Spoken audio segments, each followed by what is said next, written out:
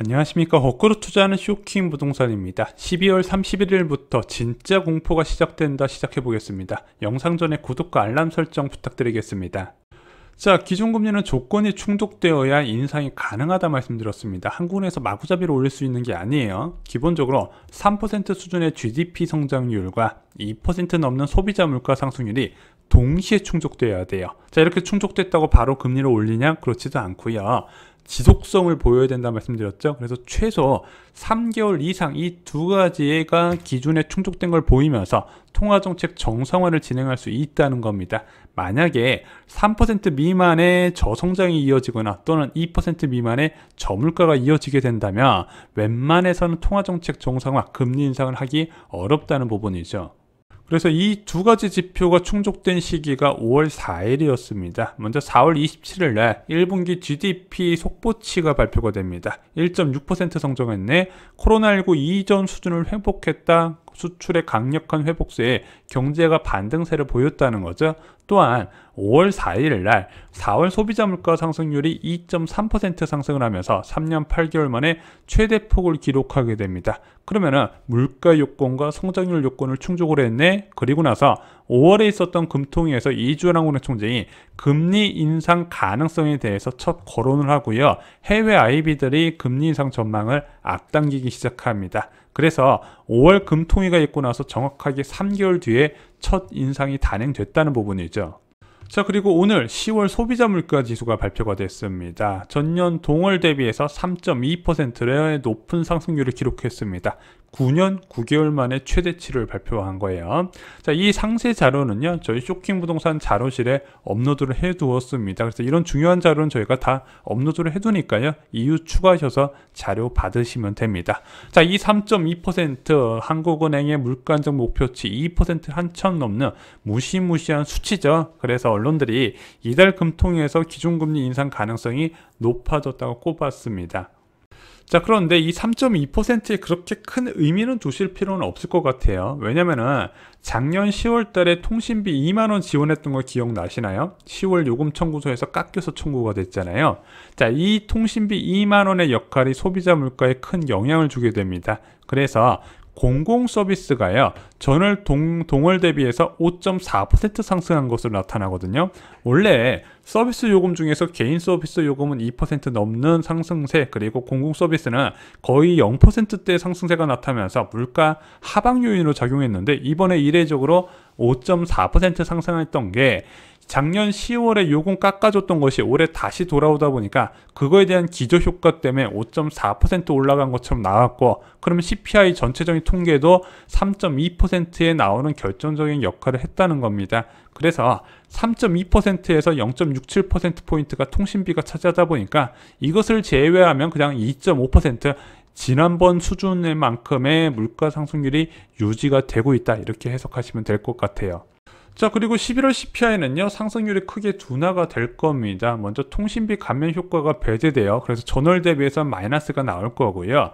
지금 정부가 유가가 너무 뛰니까 유류세 20% 한시 인하안을 내년 4월 30일까지 하기로 했거든요.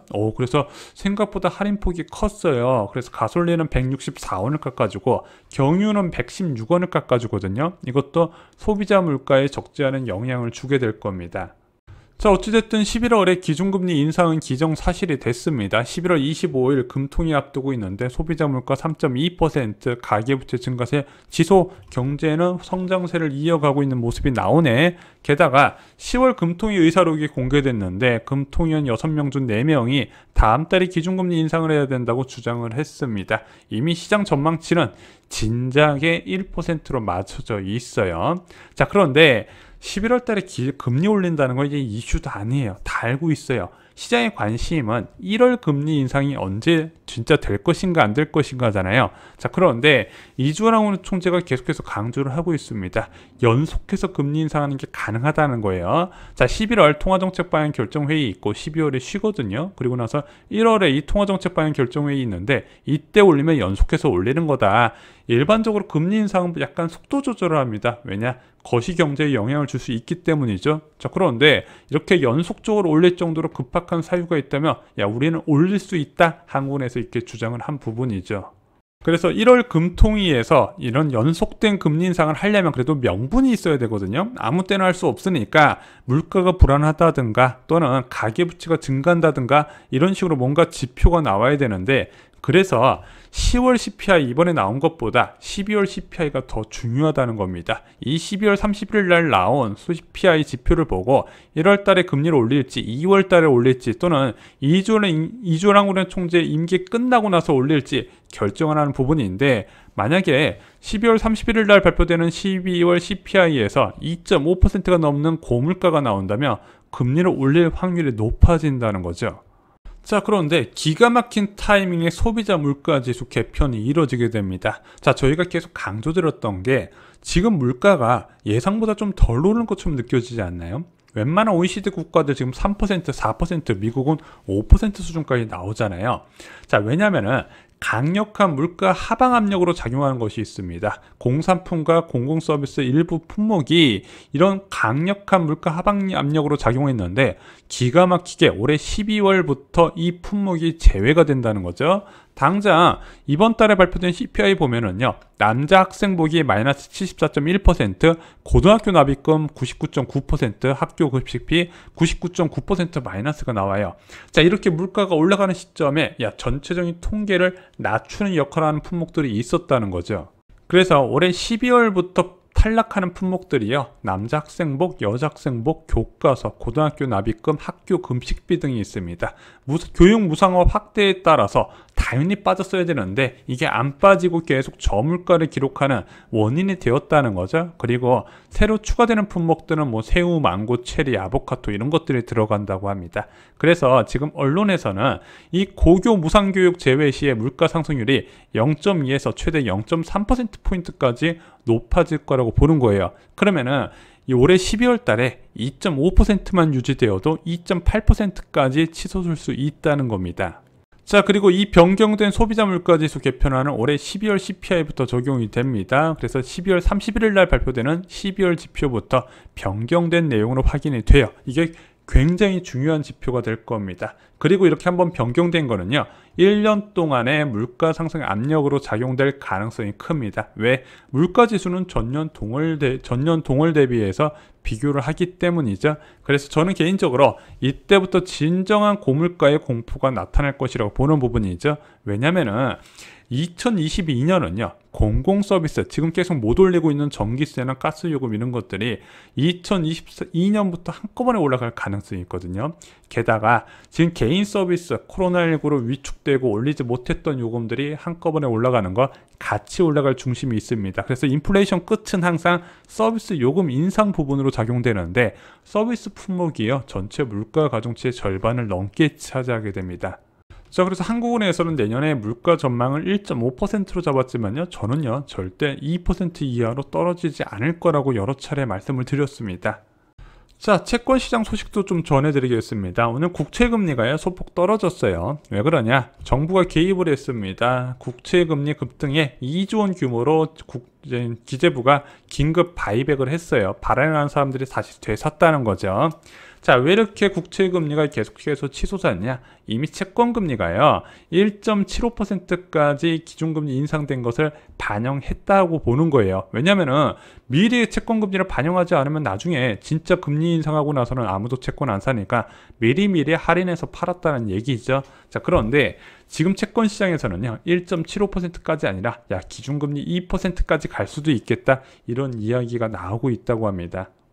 자, 채권금리 급등이 결국 대출금리 인상으로 이어졌습니다. 그래서 요즘 많이 나온 이야기가 뭐 대출금리가 4%를 찍었니 5%를 찍었니 이런 얘기가 나오잖아요. 뭐 영끌 투자자들 큰일 났다. 자, 그런데 부동산 시장, 특히 아파트 시장에 밀접한 영향을 주는 대출금리는요, 전세자금대출, 신용대출, 주택담보대출 금리인데 1등급 기준의 대출금리가 중요합니다. 근데 이제 막 3% 수준을 도달했어요. 그래서 3.1에서 3.2 정도 대부분 도달을 했더라고요. 그래서 이렇게 단기간에 금리가 올라가면서 지금 부동산 시장의 수요 감소로 이어지는 부분입니다. 물론 이 3% 금리가 지속적으로 이어진다 그러면 저금리가 맞아요. 자, 그런데 이게 끝이 아니라 이 3%가 아니라 계속 올라갈 가능성이 있기 때문에 수요가 더욱더 줄어들고 있다는 거죠. 자, 왜 은행에서 이렇게 이자를 올리냐? 장기적으로 금리가 올라갈 것으로 예상된다면요, 당연히 코픽스 금리는 고정되어 있기 때문에 우대금리 축소로 대응할 수밖에 없는 겁니다. 자, 우리은행의 주택담보대출 금리 보면은요, 기본적으로 코픽스 금리에 가상금리, 여기에 우대금리를 빼서 최저금리가 산출이 됩니다. 특히 유난히 주택담보대출이요, 기본적으로 장기 금리 전망에 영향을 많이 받아요. 그래서 2018년 11월에 기준금리를 1.5에서 1.75%로 올렸을 때 오히려 주택담보대출은 떨어지고 있었거든요. 왜? 그 당시에 미중 무역전쟁에 따라서 물가가 강력하게 하방 압력으로 작용하면서 저물가가 기록되고 있고 채권금리가 떨어지다 보니까 실제 기준금리는 올랐지만 주택담보대출 금리는 떨어지고 있었다는 부분이죠. 지금은 기준금리는 그대로지만 앞으로 장기적으로 금리가 많이 올라갈 거라는 전망에 채권금리가 치솟고 주택담보대출 금리가 같이 올라가고 있는 겁니다. 그래서 많은 언론사들이 지금 대출금리가 치솟는 걸 단순하게 대출 규제만 묻고 있지만 그렇게 시장이 단순하지는 않습니다. 자, 추가로 5대 은행 가계부채 통계까지 한번 좀 살펴보겠습니다. 자, 어제 발표됐죠. 5대 은행 가계대출 증가세가 3.4조 원으로 발표됐습니다. 증가했다는 거예요, 전년 동월 대비해서. 자, 물론 9월 대비해선 감소하긴 했지만 적지 않은 상승세, 이 정도면 5% 넘는 상승세가 이어지고 있습니다. 단 신용대출 잔액이 전월 대비 마이너스 1719억 원을 기록을 했다고 합니다. 강력한 신용대출 억제책, 소득 이하로 제한을 하다 보니까 당연히 이제 줄어들 수밖에 없는 구조죠.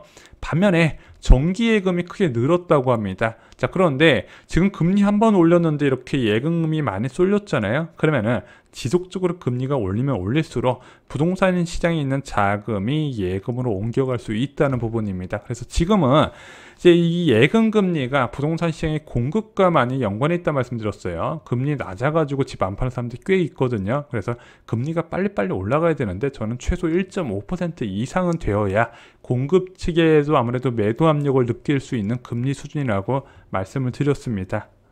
자, 그럼 물가는 언제까지 불안할까요? 이 물가가 급등하는 만큼 부동산 시장도 불안해질 겁니다. 자, 간단해요. 이 물가를 전망하는 방법은 정말로 쉽습니다. 국제유가하고요, 환율만 보시면 돼요. 자, 이 물가 안정 목표제를 채택하는 한국은행은요, 전년 동월 대비해서 2% 수준의 물가가 되도록 목표를 정하고 있습니다. 이거보다 과하게 높은 상태가 유지된다면 금리 인상을 할 수밖에 없는 구조죠. 자, 그런데 이 국제유가하고 환율을 볼 때 어떻게 봐야 된다? 1년 그래프의 기울기를 보셔야 되는데 이런 식으로 끝없이 우상향하는 그림이 나타나고 있죠. 이런 그림에서는 물가 안정이 나타나기 어렵다는 부분입니다. 그래서 어느 정도 이 기울기가 평탄화될 때까지는 물가 상승률이 계속 높게 나타날 것이고 계속해서 기준금리 인상 압력으로 작용한다는 부분이죠. 그래서 미래는 알 수 없지만 일단 당장은요, 내년 3분기까지는 높게 유지될 가능성이 있다고 보여집니다. 그래서 한국은행이 아마 이번 달 경제 전망에서 2022년 물가 전망을요, 기존의 1.5%에서 상향 조정할 것으로 보여집니다. 자, 10년 전과 똑같은 상황이 펼쳐지고 있습니다. 커다란 위기 이후에 대한민국이 가장 먼저 경제가 반등했고 그 경제 반등이 기준금리 인상 그리고 부동산 시장의 폭락으로 이어지는 역할, 이번에도 이어질 것으로 보여지고 있습니다. 2010년과 2011년의 기준금리 인상이 대세 부동산 하락기를 불렀는데 지금은 훨씬 더 위험한 상황입니다. 저희 쇼킹부동산원 아파트 교과서로 과거를 공부하시고 미래를 대비하시기 바랍니다. 이상으로 영상 마치겠습니다. 좋아요, 구독, 공유 꼭 부탁드립니다. 감사합니다.